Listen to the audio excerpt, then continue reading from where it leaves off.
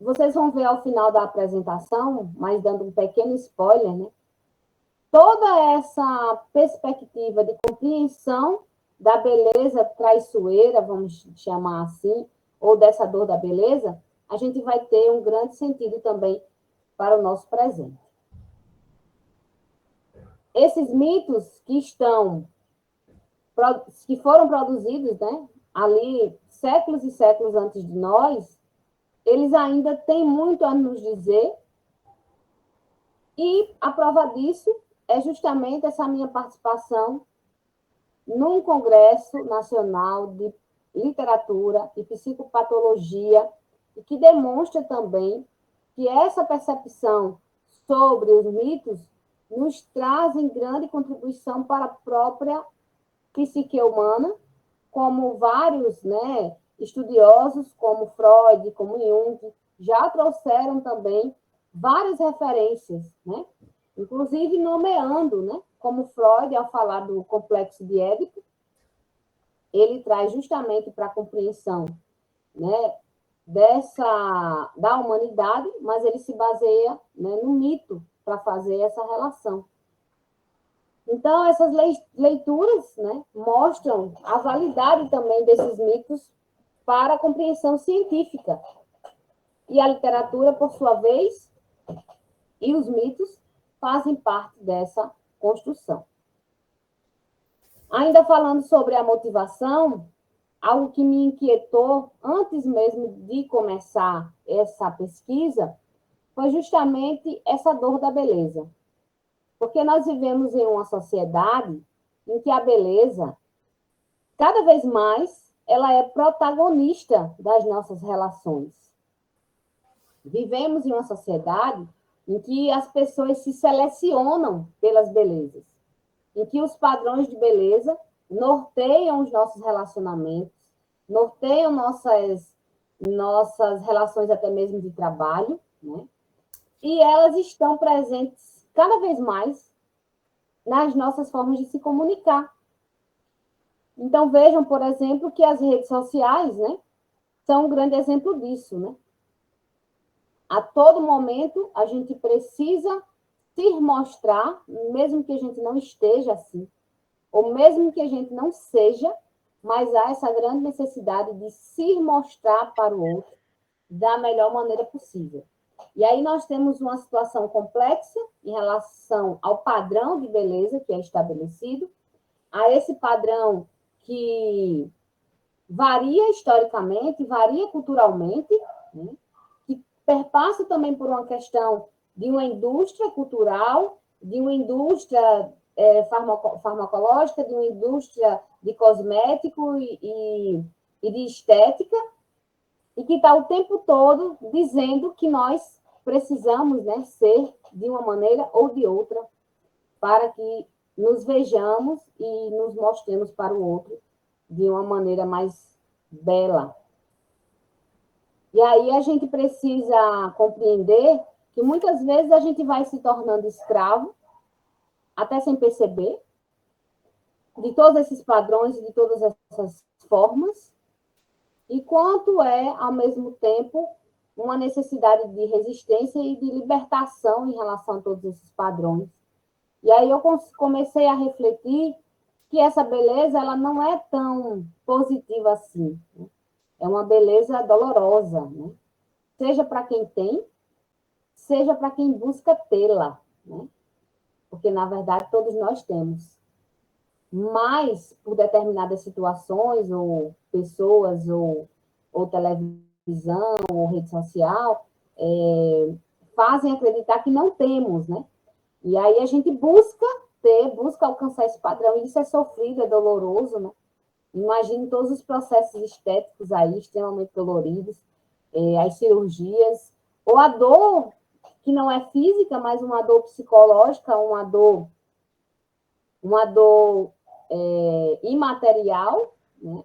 De você não se sentir dentro daqueles padrões, e que isso traz também dor e traz também sofrimento, né? Então, a partir de toda essa reflexão, né?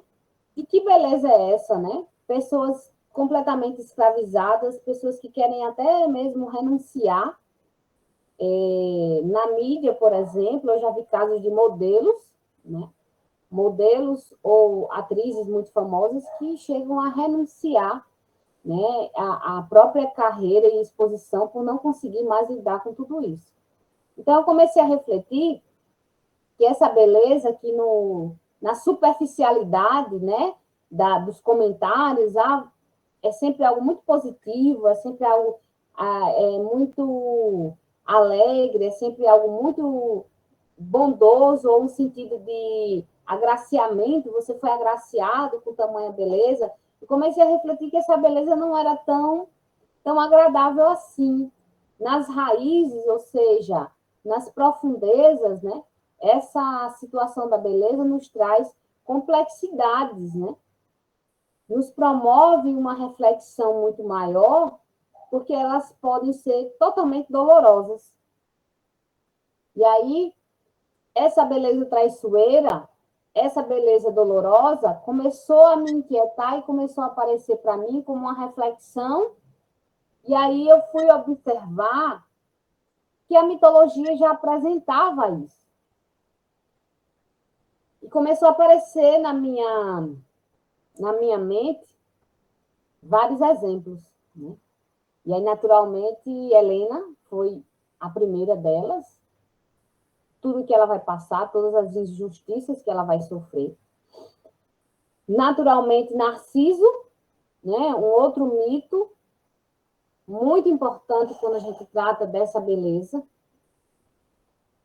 Aí me fez lembrar, né, o mito de Medusa, me fez lembrar o mito de Psique e tantos outros mitos. Então, esses mitos vieram à tona e me trouxeram toda essa significação que eu estava buscando, né? De observar que nas profundezas, essa beleza representava muito mais do que essa visão mais genérica, né, que nós temos. Então, essa beleza passou a se apresentar para mim de uma maneira muito filosófica, psicológica, muito profunda, para que a gente pudesse analisar. Inclusive, essa beleza se apresentou para mim de maneira sagrada. Uma beleza que representa uma relação com o divino muito grande, como eu vou falar mais para frente. Enfim, essas duas motivações foram essenciais, tanto que ao longo dessas construções, né, eu fui me aprofundando cada vez mais e outros personagens iam vindo, né? Então, vou falar resumidamente sobre cada um deles aqui, só para citar esses exemplos, até porque, como eu falei, o público é variado, alguns podem conhecer esses mitos, outros não, né? Então, de maneira geral, como eu falei, Helena vai ser conhecida por ter, né, fugido com pares para a Guerra de Troia, abandonado sua casa, sua filha, seu lar, seu reino, deixa de ser rainha em Esparta para fugir com pares. Essa é a visão, né, do mito mais afamado. E no caso, né, do mito de Eurípides, que é o que nós estamos analisando, essa Helena, ela nunca foi para Troia. Ela nunca foi para a Guerra de Troia. Na verdade, ela foi vítima de todo um engendramento divino, vamos falar assim, e os deuses criam um fantasma, um simulacro de Helena, e é justamente esse fantasma, esse simulacro, que Paris leva para Troia. A verdadeira Helena, ela fica no Egito. Então, vejam que ela é injustiçada, né, de todas as formas. Porque mesmo na versão de Eurípides, ela vai ser condenada, vai ser julgada por toda a sociedade, sem nunca ter feito nada, sem nunca ter fugido com pares, sem nunca ter abandonado propositalmente o seu lar e a sua família. Então, ela é vítima dos deuses, vítima dos homens, e vai ser julgada, condenada, como destruidora de lares, como destruidora de cidades, como destruidora de homens, como destruidora de naus, né, como diz em uma peça de Ésquilo, né, ela é colocada assim, como a destruidora. Então, a gente observa que essa imagem, né, de Helena vai ser completamente, né, levada para uma outra interpretação quando a gente pega a perspectiva de Eurípides. Mas a perspectiva de Eurípides não quer dizer que ela vai deixar de ser trágica. Pelo contrário, é ainda mais trágica. A Helena de Eurípides é muito mais trágica do que a de Homero. Por quê? A de Homero, ela vai para a Guerra de Troia, então, mesmo que ela seja julgada, condenada, mas ela, pelo menos, esteve lá. No caso da de Eurípides, esse teor trágico e injusto vai ser completamente maior, porque ela nunca esteve em Troia, nunca ela fugiu com Paris. Então, ela vai ser julgada, condenada pela sociedade, sem ter cometido nenhum dos delitos que ela é acusada de ter feito. E aí tem um outro contexto dos seus sofrimentos enquanto ela permanece no Egito, que eu vou falar um pouco mais para frente. Mas aí, a gente já entendeu um pouco de Helena, né? Já entenderam a Helena de Eurípides? Então, vou partir para os outros mitos, para tentar explicar esse contexto. Então, mito de Narciso, como a gente sabe, um mito que desde o seu nascimento ele já é colocado como uma criança extremamente bela e que tinha já recebido o aviso a partir do oráculo, né? Tiresias vai dizer à a mãe de Narciso, vai receber a mensagem de que ele jamais poderia se ver, porque o dia em que ele se visse, né, ali estava decretada a morte de Narciso. Então, Narciso tinha também uma beleza incomum, uma beleza divina, e no momento em que ele enxerga a sua própria beleza, que é essa imagem pequenininha que nós temos aí, né, ele se enxerga no lago, essa imagem, né, vai ser a desencadeadora da sua própria destruição. Então, a beleza de Narciso também é uma beleza trágica. A beleza de Psique, da mesma forma, que essa que está do lado de Helena, na imagem, todos os sofrimentos, né, que serão acarretados é justamente por ela ter uma beleza descomunal, assim também como Medusa e tantas outras. Eu trouxe só alguns exemplos, tá? Mas por que esses exemplos? Para mostrar a validade da minha apresentação, da minha proposta de mostrar que essa beleza, ela pode ser traiçoeira, pode ser dolorosa, pode acarretar vários sofrimentos. E aí a gente pode, a partir daí, fazer várias reflexões diferentes na sociologia, na filosofia, na psicanálise, enfim. E Medusa, né? A gente conhece muito Medusa como aquela imagem, né, muito conhecida de um olhar penetrante e que quem, né, olhasse profundamente nos seus olhos morreria, ficaria petrificado. A gente conhece Medusa pelos cabelos de serpentes, né? Então, essa é a grande imagem que nós temos. Mas Medusa esconde uma história completamente diferente dessa ideia horripilante. Depois procurem, façam esse exercício. Coloquem Medusa no Google, vocês vão ver várias imagens horripilantes dela. Eu trouxe essa propositalmente, porque ela traz uma beleza que contrasta com a horripilância dos seus cabelos, né, de serpente. Justamente porque representa a origem de Medusa. Medusa era belíssima. E essa beleza tem duas versões míticas principais, né? Quando a gente fala em mito, a gente está sempre falando em várias versões. Então, em Medusa, nós temos duas versões principais. Em uma delas, a sua beleza esplendorosa chamou a atenção do deus Poseidon, ou Netuno, na cultura romana.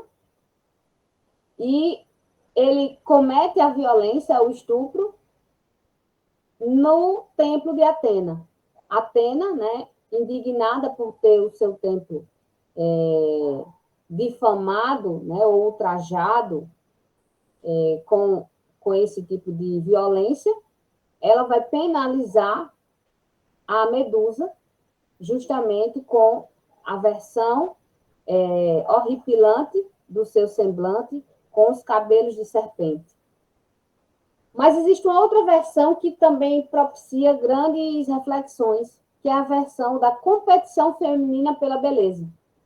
E que aí Atena teria se incomodado com essa beleza esplendorosa de Medusa, e para poder se sentindo intimidada ao vê-la mais bela do que a própria deusa, teria cometido, né, esse castigo contra ela. Então, das duas formas, né, seja pela versão da competição da beleza feminina, ou seja por essa versão do estupro cometido por Poseidon ou Netuno, né, das duas formas, essa beleza é justamente a desencadeadora e causadora dos males de Medusa. Né? E aí, ao mesmo tempo, a gente tem, ao longo da mitologia, muitas histórias, diversas histórias de Dáfne, de Filomena, várias outras que eu poderia aqui contar para vocês, que mostram o quanto essa beleza acarreta situações dolorosas, principalmente relacionadas à violência e ao estupro. Eu até faço uma observação para vocês. É muito comum a gente ver nas obras uma tradução do tipo a personagem foi tomada pelo Deus, né? E hoje há uma nova tradução que diz não é foi tomada, né? Ela foi estuprada, ela foi violentada, ela foi forçada, né? Porque a própria tradução acaba naturalizando essa violência. E aí a gente tem também a beleza aí como essa desencadeadora. Então, o nosso objetivo é justamente esse, né? Analisar especificamente o mito de Helena a partir desses paradoxos, né? A partir dessas nuances completamente contraditórias, dessa beleza que não traz alegria, benesse, mas, pelo contrário, provoca muita dor e sofrimento de diversas formas. Esse é o nosso grande objetivo na apresentação. E por que eu trouxe os outros mitos? Para a gente observar que esse trabalho não se limita a Helena. É algo que a gente pode ampliar em várias outras leituras, certo? Então, continuando, o que a gente acredita é que justamente essa beleza que a gente considera encantadora, na verdade, não tem nada de dádiva divina. Pelo contrário, ela representa justamente o destino e a situação funesta que ela irá sofrer. Aqui para vocês, eu mostro agora essa genealogia, que mostra aí algumas das versões, né, do nascimento de Helena e de sua procriação. E aí a gente tem Zeus e Leda, e é preciso também observar que na versão de Eurípides, ela, na verdade, tem uma filiação dupla. Ela é tanto filha de Zeus, como também filha de Tíndaro. E isso faz com que, em vários momentos da obra, ela se questione, né? Por exemplo, tem uma cena em que ela vai dizer assim: se eu sou filha de Zeus, ou seja, se eu sou filha de um deus, do deus mais poderoso de todo o Olimpo, por que eu sofro tanto? Né? E aí essa versão dela ser filha de Zeus é justamente a que Leda, sua mãe, teria sido violentada por Zeus. Zeus se transforma em um cisne, e aí possui Leda. Leda vai pôr um ovo e esse ovo justamente vai nascer também Helena. A outra versão, Leda, na verdade, a partir de Tíndaro, é que dá a vida a Helena. Então, a gente tem aí, em resumo, essas duas histórias. Ao mesmo tempo, temos aí a relação dela com Paris, a relação dela com Menelau e as descendências que vão vir também fruto dessas relações. Tanto aí nessa história, vejam que essa beleza de Leda, a sua mãe, que atraiu os Zeus, que atraiu o Deus mais poderoso, mostra o que a gente chama na cultura grega de miasma, vou até colocar aqui para vocês, que a gente traduz em geral como contaminação, ou seja, é justamente essa característica que vem, no caso aqui de Leda para Helena, como uma característica passada de mãe para filha, que representa essa beleza enquanto miasma, enquanto uma contaminação, como algo negativo que passa ali de geração para geração, tá? Algo importante também para a gente falar um pouco é em relação ao contexto em que essas narrativas míticas, né, elas aconteciam. Então, essas narrativas míticas, elas representam duplamente tanto o âmbito da sacralidade, como também o âmbito da filosofia e do logos. Então, essas narrativas, elas representam toda uma reflexão religiosa daquele universo, daquele contexto, como também compreende essa reflexão filosófica a partir da racionalidade humana. Destaco também, principalmente para quem tiver interesses futuros no trabalho, há algumas obras, como a de Benedito Nunes, Humberto Eco, Jorge Bataille, Ernest Cassier, Nordal Frye, Jean-Pierre Vernant e tantos outros, tá? Então, depois eu vou mostrar também as referências bibliográficas, mas a partir dessas obras, a gente tem também esse embasamento e essa fundamentação teórica do nosso trabalho. E elas vão justamente contribuir para que a gente possa analisar, né, o aspecto sagrado dessa mitologia e a multiplicidade semântica, ou seja, toda a gama de significados. Vejam que eu falei para vocês do âmbito filosófico, social, estético, psicanalítico, enfim. São literário, né? Então, a gente tem várias possibilidades aí de leitura, porque o mito justamente nos propicia isso.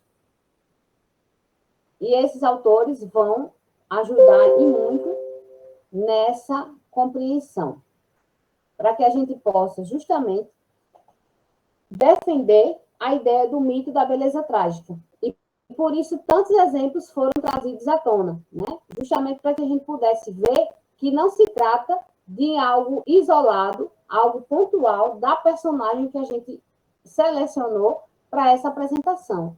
Pelo contrário, a gente permanece que essa ideia da beleza trágica é algo que não se prende apenas à antiguidade e que a gente pode analisar isso de uma maneira mais atuante, mais vívida, né, dentro das nossas pesquisas.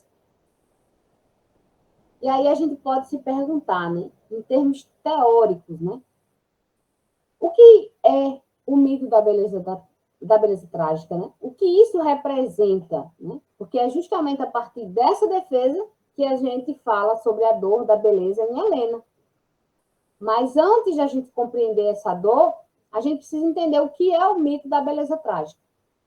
E são justamente esses mitos que representam uma híbris trágica de uma beleza que é excessiva, uma beleza que é divina. Alguém quer falar?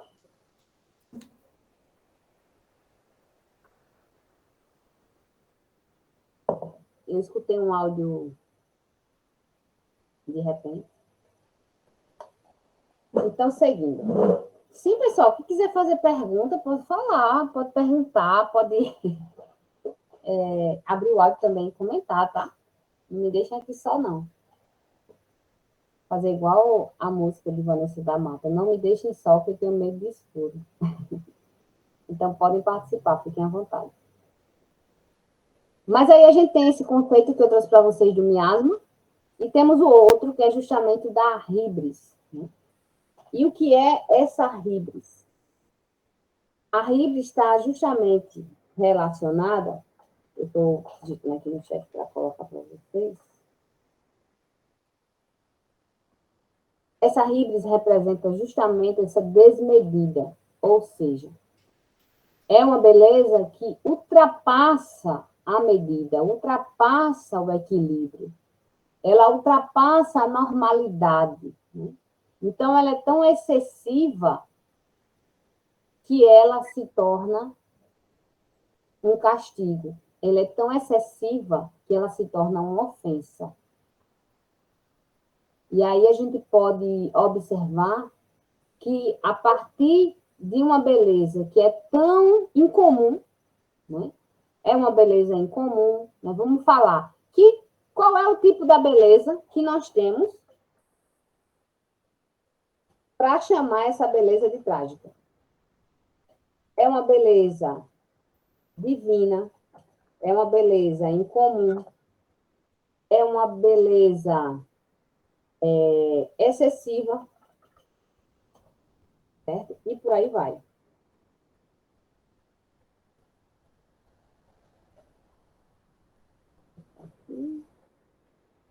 Estou digitando. Então, essa beleza trágica, né? É justamente essa beleza que ultrapassa a medida, é uma beleza que é completamente excessiva, está completamente fora dos padrões, e por isso ela se torna ofensiva. Ela ofende os deuses, ela ofende as demais pessoas, e algo importante para a gente perceber também é que ela é uma beleza divina. E aí vocês podem perguntar, se é uma beleza divina, por que vai ser ofensivo? Porque a beleza divina pertence a quem, pessoal? Exato, o Ilma respondeu aí. A beleza divina pertence aos deuses, né?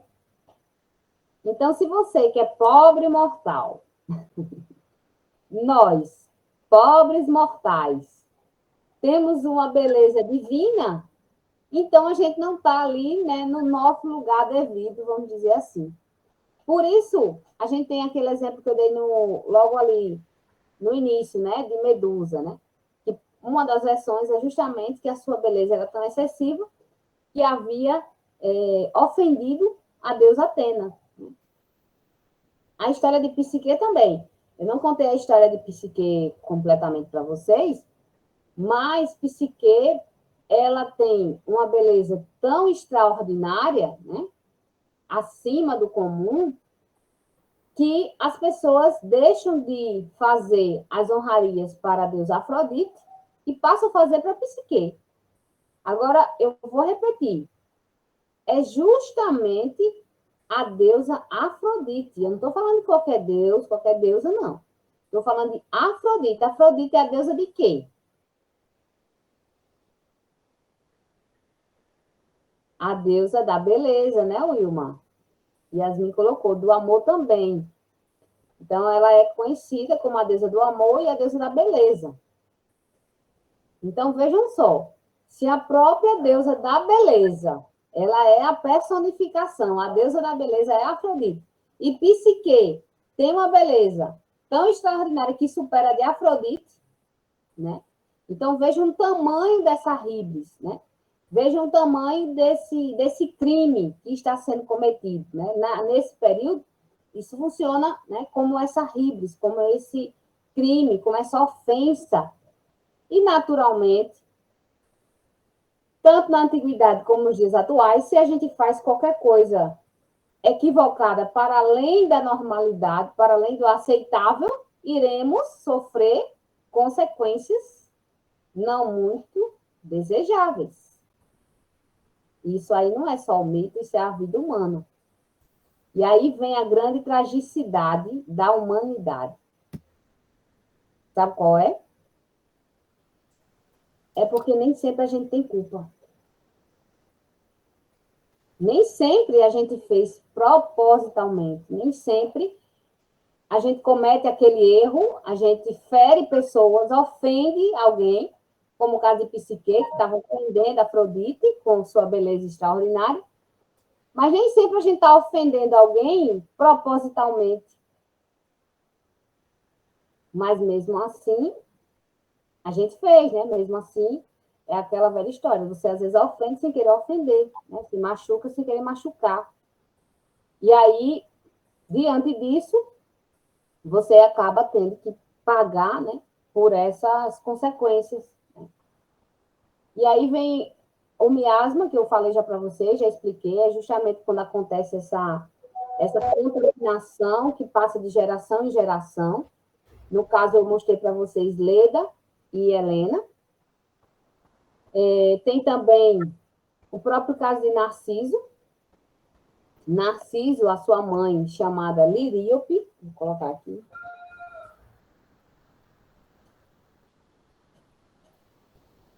É a mãe de Narciso, que também, né, foi tomada pelo rio Céfiso, que também era um deus, né? E ele vai justamente se encantar com a beleza de Liríope e ter essa relação da qual vai nascer Narciso, né? Então, Narciso também carrega, né, esse miasma. Helena, como eu falei para vocês, vai carregar justamente esse miasma, né, a partir de sua própria mãe, Leda, certo? Dúvidas até aí? Posso ir seguindo? Algum comentário? Pode seguir, professora, tá incrível. Que bom. Então, vamos seguir. Agora, eu justamente dei a pausa para as perguntas, porque agora a gente vai para algumas partes do texto, tá? Então, eu já fiz toda a contextualização, toda a reflexão, e agora a gente vai ver como é que essa Helena se sente, né? Então, aqui tem alguns trechos da peça que eu selecionei para vocês. Inclusive, já esquecendo, né? Fazer o convite para a leitura da peça integral. Essa é uma das peças, assim, mais fáceis de achar. Vocês têm várias versões dela em PDF. Então, depois coloquem lá, deem uma Googlezada, Helena de Eurípides, e vocês vão achar várias versões. Então, a apresentação dessa palestra também é para fazer esse convite, né? Para que vocês possam ler. Mas, por hora, vamos aqui fazer a leitura de alguns desses momentos. Então, vamos recapitular. Helena nunca foi para Troia. Helena está no Egito. Quem foi para Troia foi o seu simulacro, certo? Foi o seu fantasma, criado pelos deuses. E ela está sendo coagida, está sendo obrigada, né, a casar com o rei do Egito. E ela não quer esse casamento. Então, ela está sendo obrigada a esse casamento, mesmo sem querer. E é todo esse drama que começa a peça. Começa assim. Ela já pedindo aos deuses, né, algum socorro, porque ela diz, já não basta eu estar sendo culpada pela guerra de Troia, né? Já não basta eu ter sido retirada da minha família, do meu reino, lembrando que ela era rainha de Esparta, ela ser retirada da filha, do seu lar, do seu país, então não bastava tudo isso, ainda por cima ela estava sendo obrigada a casar com o rei do Egito sem querer, né? Que ela, né, odiava ele e estava seguindo nessa obrigação e pedindo aos deuses alguma solução para sair dessa situação. Então, esse é o contexto. Então, vejam que as cenas que eu selecionei trazem bem claramente esse seu desespero em relação a essa beleza. E essa beleza trágica, essa beleza traiçoeira, essa beleza sofrida, né, que causa tanta dor para ela. Ela diz assim, ó, vida assombrosa. Vida assombrosa é a minha e toda a sua situação. Em verdade, tanto por causa de Hera, como por minha beleza. Quisera eu pudesse ser destruída e refeita como uma estátua. E a minha imagem se tornasse pavorosa em vez de bela. Então, vejam claramente, né, depois de todas as histórias que eu já contei, a Helena falando por si mesma. Então, vejam como essa beleza representa para a própria personagem tanta dor, tanto sofrimento, ao ponto dela dizer: quisera eu poder ser destruída. E como uma estátua de repente, a minha imagem, em vez de bela, se tornar pavorosa. Então, essa beleza traz tanta dor, tanto sofrimento, que ela pretende que essa imagem fosse destruída ou que essa imagem se tornasse horripilante, para não atrair, né, tamanha dor e tamanho sofrimento. Uma outra situação que aqui eu destaco é o reconhecimento. O reconhecimento é um elemento trágico fundamental. Fundamental. Então, eu já disse para vocês, para que a gente possa ter o efeito trágico, né? A gente está falando de beleza trágica. Então, se a gente está falando de beleza trágica, a gente está falando do que é trágico. E o que é trágico? É aquilo que é injusto, imerecido, ou seja, ela não escolheu ser bela. Ela nasceu assim, mas mesmo assim ela sofre, né, essas situações. Então, essa beleza trágica, ela é injusta, ela é imerecida. E, ao mesmo tempo, um elemento importante é o reconhecimento. O efeito trágico, ele só... deixa eu digitar aqui. O efeito trágico, ele só se concretiza quando aquele personagem reconhece a sua vida trágica. Sabe aquela pessoa que vive feliz da vida e pode estar caindo o mundo inteiro na cabeça dela, ela continua feliz. Por quê? Porque ela não reconhece. Você olha assim e diz, menino, olha a vida daquela pessoa. É uma vida muito triste, ou então a mulher é traída, mas ela não sabe, ou então alguém está falando dela, está falando por trás, mas a pessoa não sabe. Então, enquanto você não sabe, enquanto você não tem a consciência, né, daquela situação, você não tem dor e não tem sofrimento. A dor e o sofrimento, né, fazendo uma análise quase já psicanalítica, né, a dor e o sofrimento só se concretizam a partir do reconhecimento. A partir do momento em que você reconhece, né, que você descobre e que você reconhece a sua condição. Então, nesse âmbito da beleza trágica de Helena, que é o que a gente está falando aqui, é fundamental o momento em que ela diz assim, ó, vida assombrosa é a minha. Ou seja, ela reconhece, ela está dizendo que a vida dela é assombrosa. E ela diz mais, por causa de Hera e por causa da minha beleza. Então, aí a gente tem concretamente a beleza trágica, porque ela reconhece que está sofrendo, que tem uma vida pavorosa, e ela reconhece que esse sofrimento é por causa da sua beleza. Então, esse reconhecimento é que torna o efeito trágico concreto. Certo? Mais uma citação, porque eu preciso já correr um pouquinho, que eu estou vendo que meu tempo já está passando.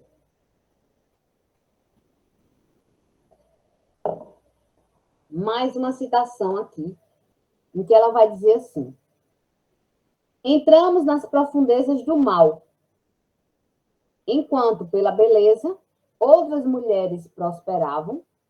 Para mim, isso era a completa destruição. Então, a gente vê bem claramente aí o reconhecimento dela de que a beleza que podia propiciar, né, tantas coisas positivas, né, tantas benesses,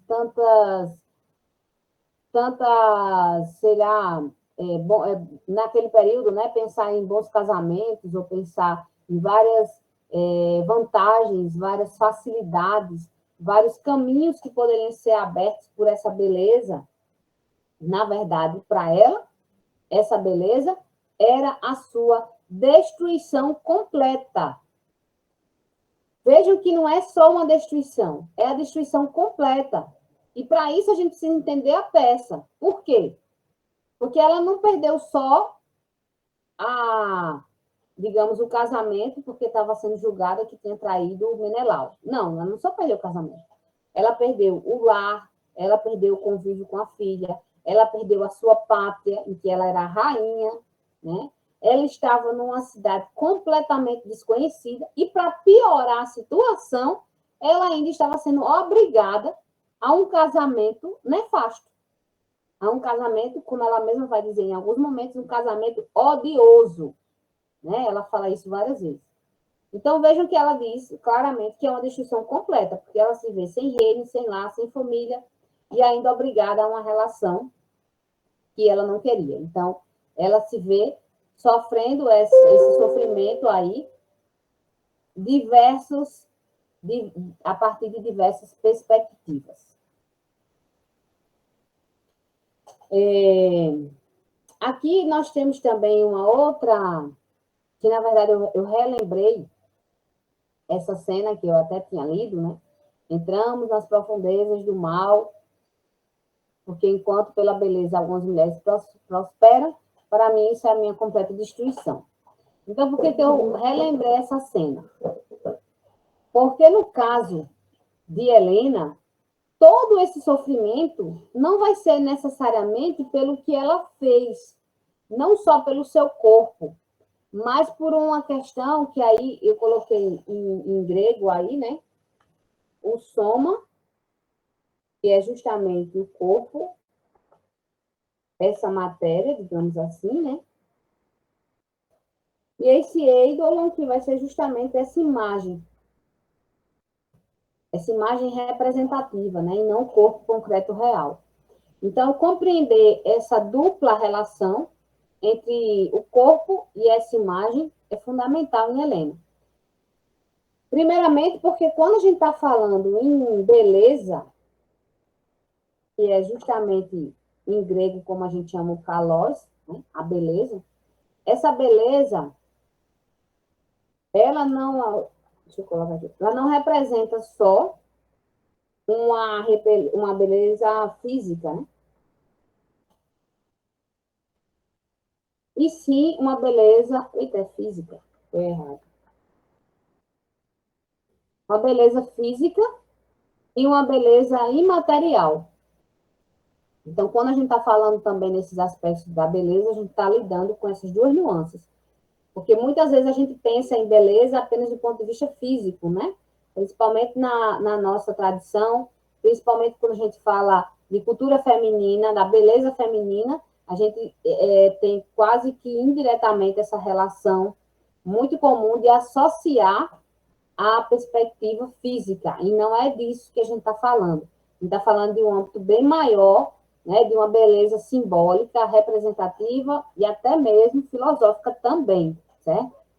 Então, se essa beleza tem todo esse poder amplo que eu acabei de explicar para vocês, ela está tanto no soma, ou seja, tanto no corpo de Helena, então o corpo de Helena representa essa beleza que atrai, né? Mas que a partir daí vem todo o seu sofrimento, como ao mesmo tempo essa beleza de Helena está representada em sua imagem, ou seja, no seu eidolon.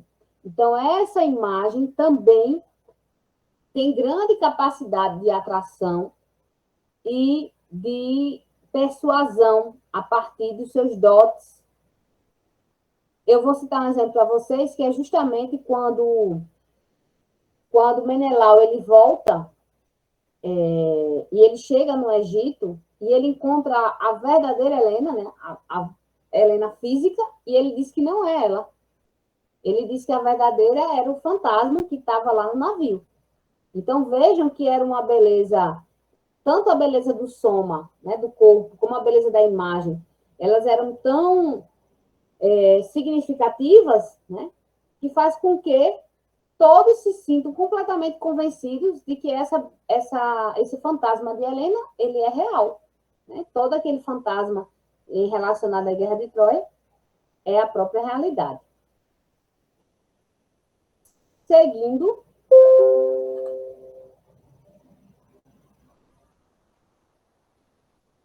aqui eu trago mais uma cena.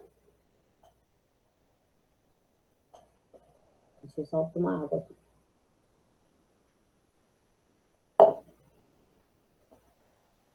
E aqui tem um momento em que ela vai falar sobre a sua condição.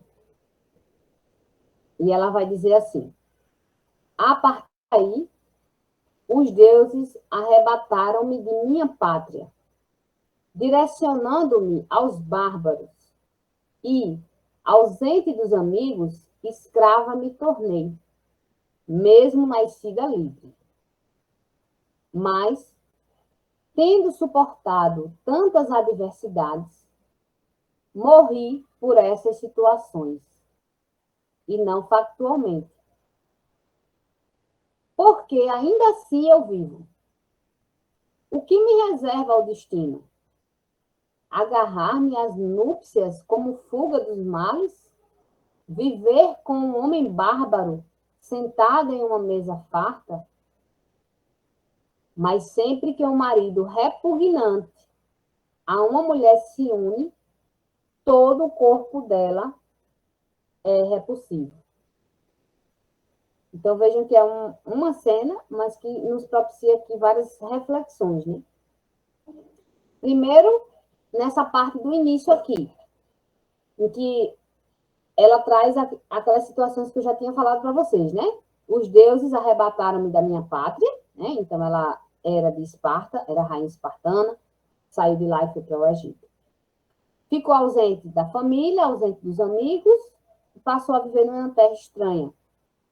Nessa perspectiva de terra estranha, tem um âmbito que a gente não pode esquecer, que é se tornar escrava. Eu já expliquei em alguns momentos, principalmente para quem são os meus alunos, né, que a ideia de escravidão na antiguidade não é uma escravidão como a que a gente pensa nesse mundo ocidental moderno, de relacionar a escravidão a determinado povo, a determinada região, né? Como, por exemplo, fizeram com a África, né? E aí você tem toda uma ideia de escravidão relacionada a uma etnia, a vários âmbitos ali, sociais, racistas e etc. Então, nesse período, não era assim que a escravidão acontecia. No caso, Helena era rainha de Esparta. Se ela fosse viver em outro lugar, ela seria escrava, né? Então, era uma questão que independia, né, da cor da pele, como a gente tem muito vinculado na nossa formação histórica, porque de fato aconteceu mesmo.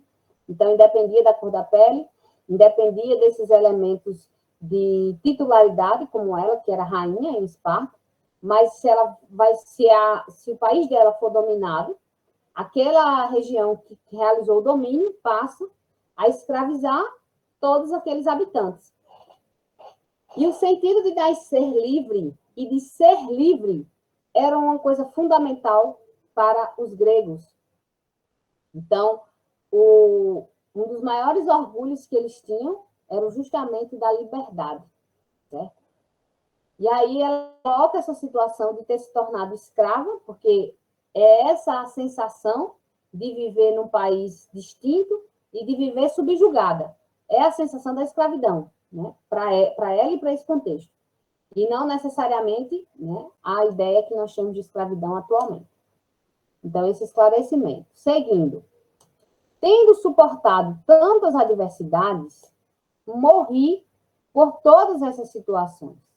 E não factualmente. Ou seja, ela traz algo que eu acho muito importante para a nossa análise também, que é uma morte simbólica.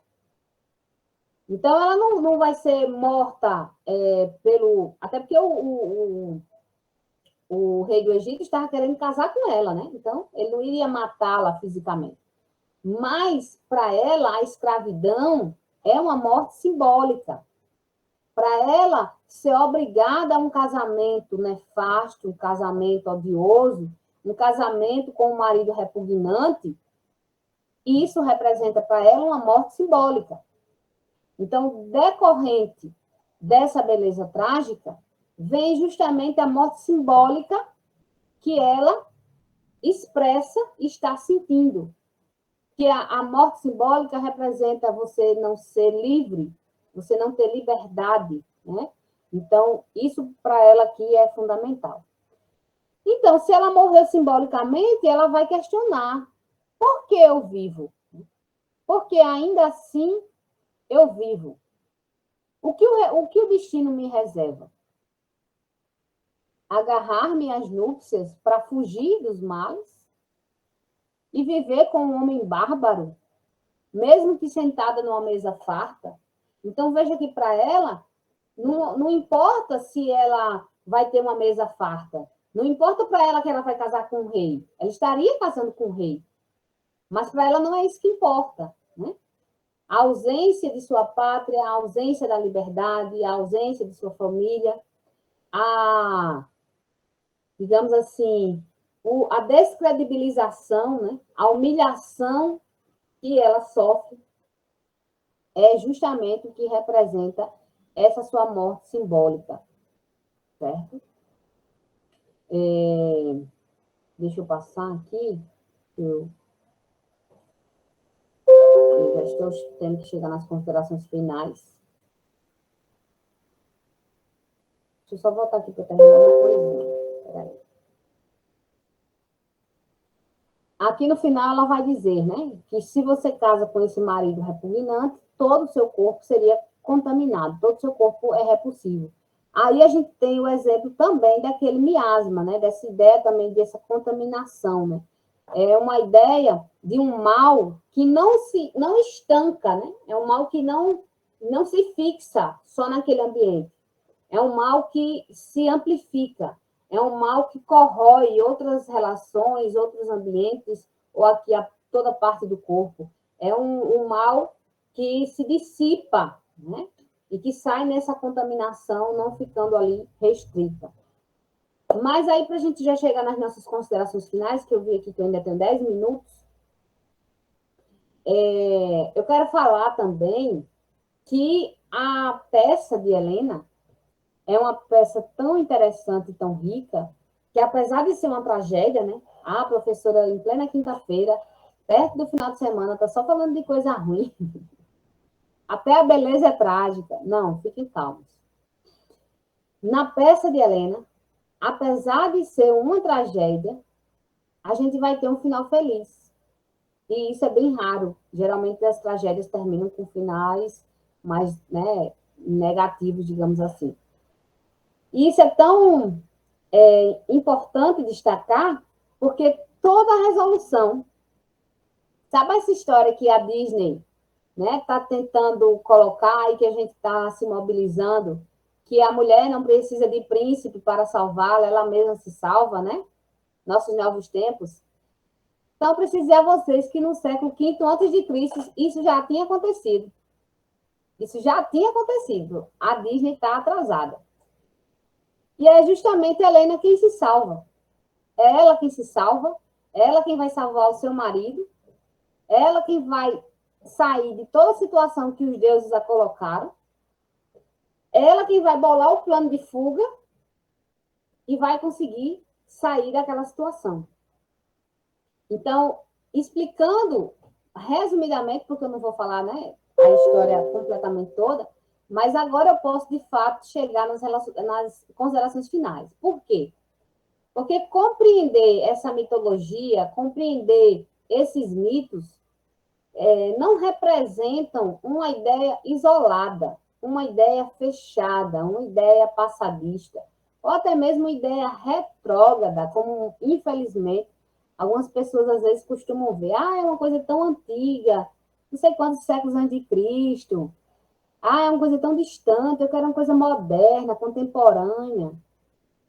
Pois eu informo, com muito prazer, que essa mitologia, que essas histórias, elas nos fazem compreender não só sobre a antiguidade, elas nos fazem compreender não só sobre as ideias originárias do mito. Tudo isso é muito importante e tudo isso, de fato, temos sim. Mas, sobretudo, todas essas histórias, toda essa teoria dessa beleza trágica, desse mito da beleza trágica, isso nos faz repensar também sobre essa ideia do feminino em nossos dias. Até hoje, estamos sendo violentadas, estamos sendo forçadas a relações profissionais ou familiares ou matrimoniais, né? Até hoje, muitas vezes nos vemos presa em toda essa condição histórica, numa condição política, uma condição religiosa, uma condição estética, em que a gente se vê presa ou escrava, né, de vários padrões sociais. E muitas vezes, quando eles querem nos escravizar, eles trazem exemplos, né? Veja a história de fulano, veja a história ali da mitologia tal, ou veja a história da Bíblia assim, veja a história de determinada figura. Então, a gente tem esses arquétipos, vamos dizer assim, que são usados também para fundamentar essas escravidões, né? Então, se a gente quer, de fato, romper com toda essa escravidão de padrão ao qual muitas vezes ficamos amarradas, sejam escravidão histórica, seja escravidão política, seja escravidão estética, seja uma escravidão religiosa, seja uma escravidão de padrões sociais, a gente precisa, muitas vezes, ir nas origens, né? Ir nesse cerne para começar a realizar também uma desconstrução.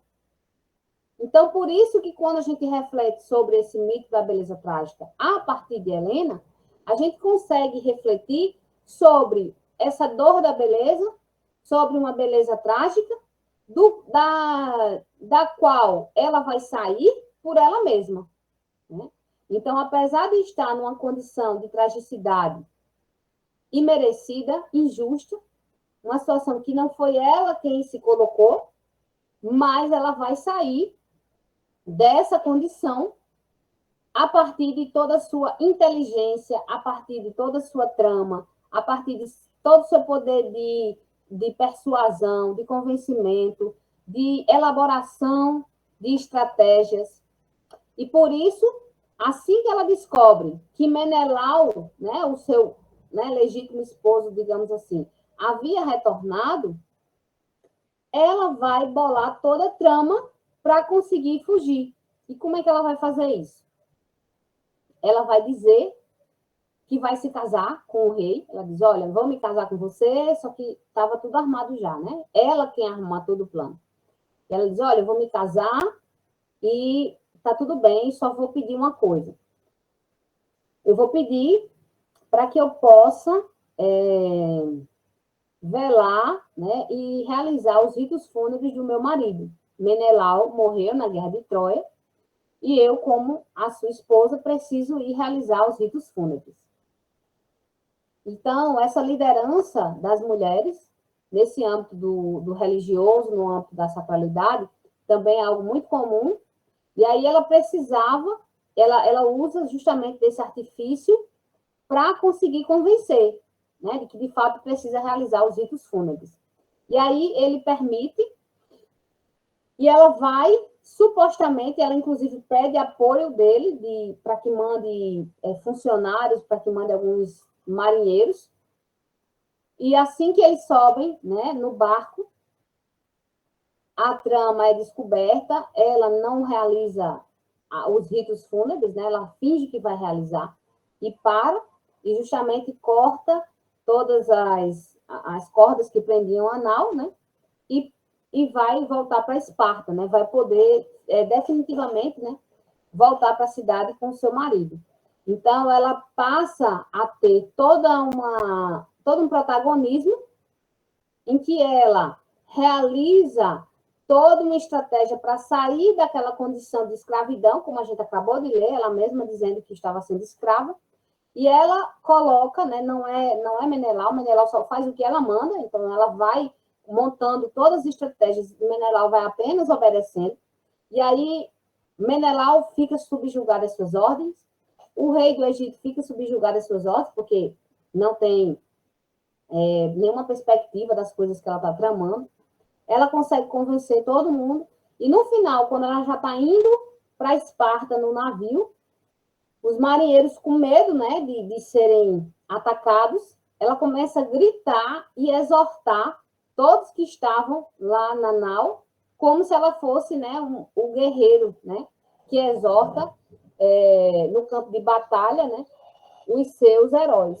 Então, ela ainda tem essa postura completamente protagonista para que ela mesma saia dessa condição, dessa beleza trágica.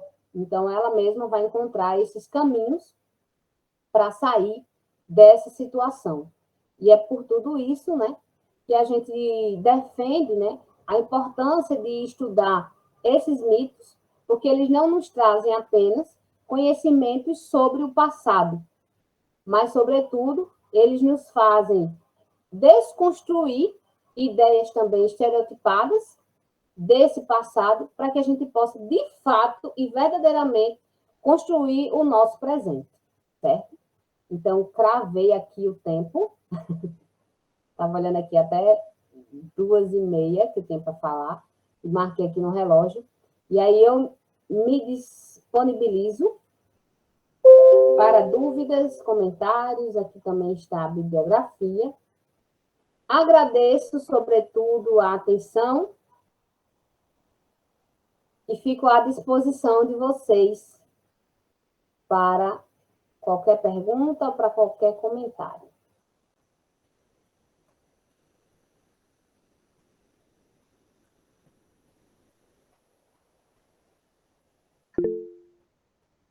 Oi, Ricardo, pode falar. Pode falar, João. Agradecer novamente a professora Michelle. Está um pouquinho... Momentos de construtivo, foi muito bom. Creio que seja a minha rede. Agora a senhora consegue me ouvir melhor? Aí agora melhorou. Só queria mesmo agradecer, professora. Muito obrigado. Né? São momentos muito construtivos. Sobre a lista de frequência, eu vou enviar o link novamente. Pode falar, Ricardo, pode ficar à vontade.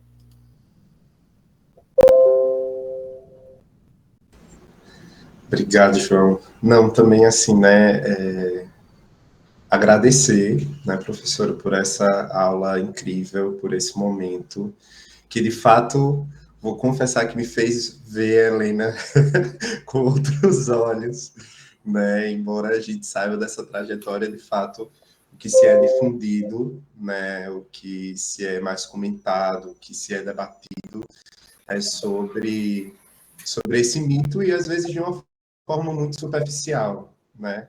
E a senhora faz com que a gente